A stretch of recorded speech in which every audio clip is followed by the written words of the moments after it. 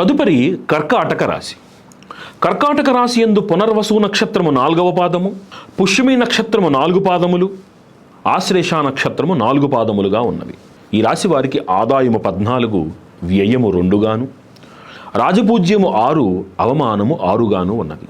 విశేషమైనటువంటి ధనలాభము, విద్యాలాభము, పూర్వీకుల నుంచి అనువంశికంగా వచ్చేటువంటి ఆస్తి కలిసి రావడము, తక్కువ ధరకి భూములని కొనేందుకు అవకాశం ఏర్పడటము, ఇవన్నీ కూడా ఈ సంవత్సరం ఈ రాశి వారికి కనపడుతోంది.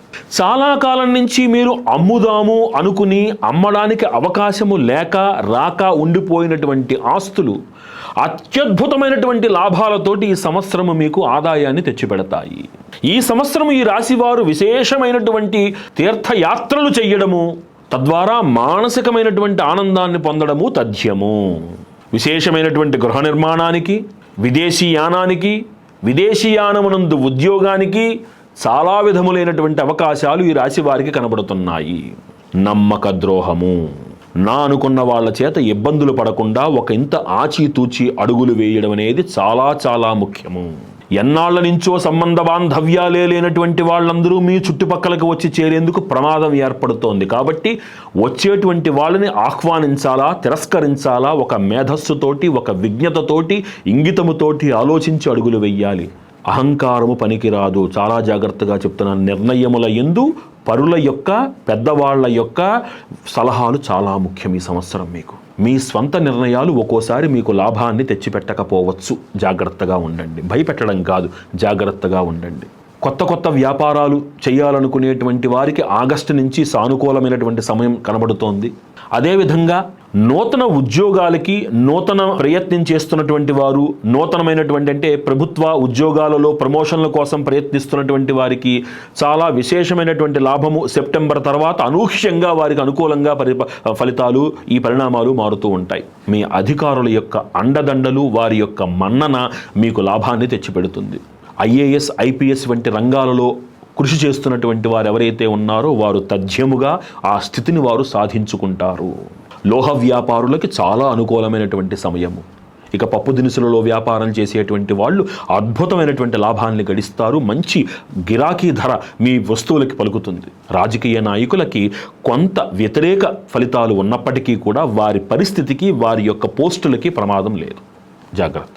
కొంత సమాజం నుంచి వ్యతిరేకత వారికి కనబడుతోంది.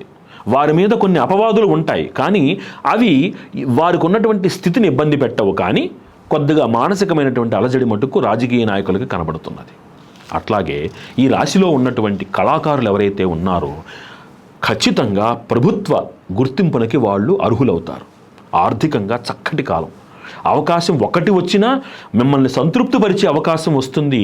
ఆర్థికంగా మీకు వెన్నుదన్నుగా నిలబడేటువంటి అవకాశం వస్తుంది. మీకు చాలా విశేషంగా ఉంటుంది సమయం మీకు.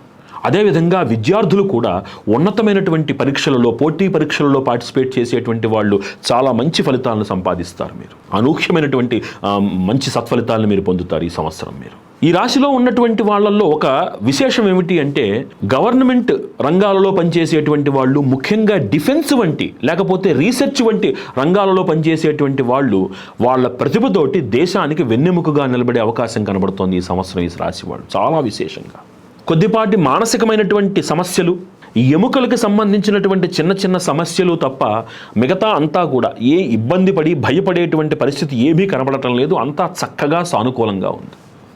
అంతా ఆనందంగా ఉంటుంది అనే దానికన్నా దిగ్విజయంగా ఉంటుందని చెప్పడం సబబు.